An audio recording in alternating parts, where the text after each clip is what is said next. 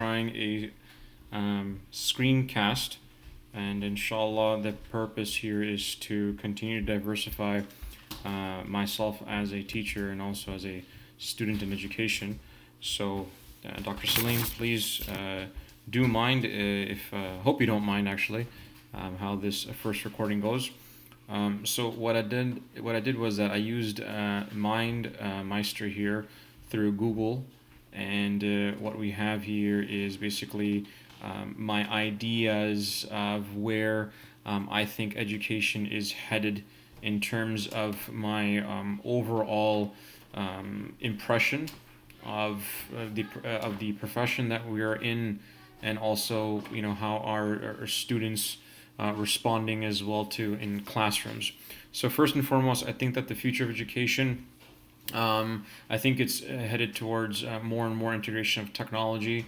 As you can see here, I've illustrated that there's very little left of the traditional classroom. I find that there's a significant integration of of apps and Google Classroom communication between parents, the student, and parent and teacher and admin seems to be the way to navigate between one another. I also feel that social media has a huge responsibility in terms of how students perform. And the reason why I have this exclamation mark, like when you're driving, when you see this sign, you are, responsible, you are prepared, and how to handle it. So I feel that technology, although it's a green check mark here, I find it that it is very important that it's evolving, it is changing, and I do anticipate that it will continue to take over the traditional classroom, where the teacher will have to be really on top of their game. And I'll expand upon this when I get to the facilitator point. But technology should not be the be all and end all of learning.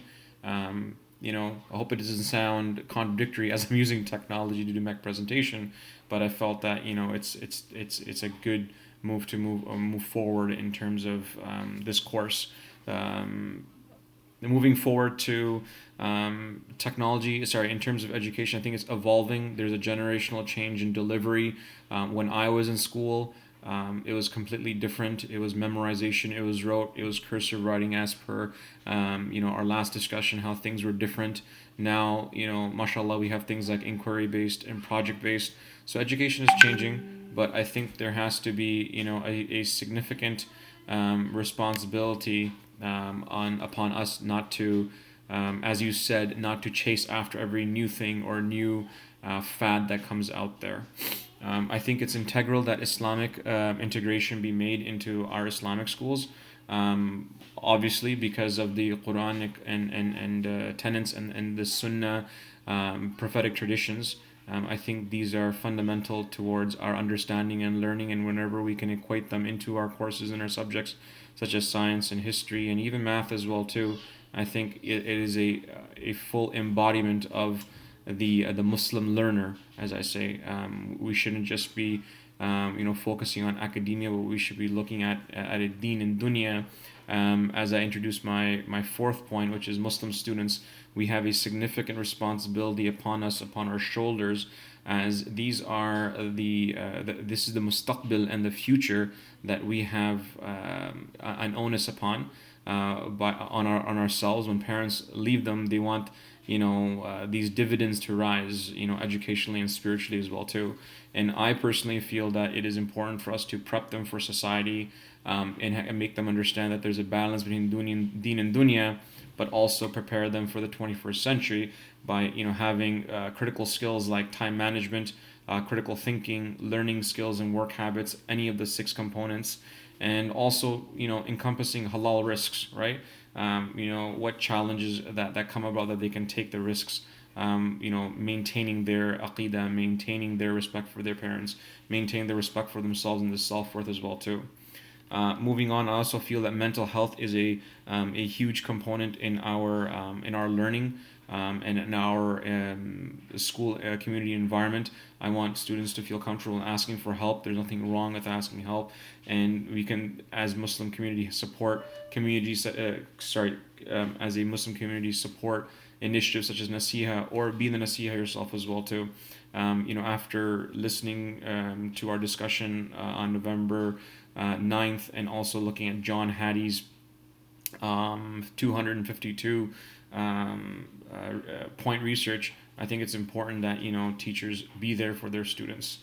Um, as a teacher, I like to hold myself at a higher accountability as a facilitator.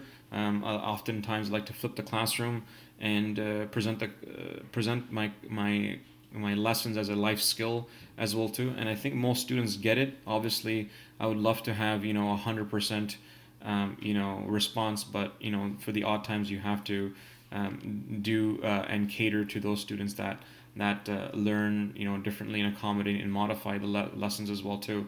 I think we can't be rigid in our teaching. We have to be very flexible as teachers. My future, inshallah, I would like to see if maybe I could complete a PhD before embarking and becoming a principal.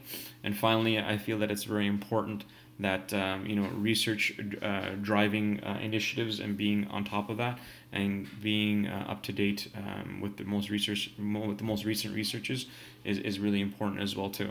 I'd like to go back to this point over here about facilitator and how I understand students are learning it. I think talking to students, having the one-on-ones, and being in the field, you should know when you look into a student's eyes, or when you get a pulse feeling from the classroom. Doing surveys as well too, I find really important. And I also think that taking a responsibility of your test is very important. Like doing your standard deviation, or checking out the average as well too, because sometimes tests aren't the best as well too. So all in all, I think education is headed in a direction where we need to navigate with the students as well too, and it is definitely most positive, but it can quickly turn into negative if we don't pay attention. And I like to take responsibility as a future senior member of admin, inshallah, as well too, and continue to grow and prosper in MAC initiatives as well too. So that's my Mind Meister screencast. I hope you enjoyed it, inshallah. Love to hear your feedback. Jazakallah khair. Thank you so much.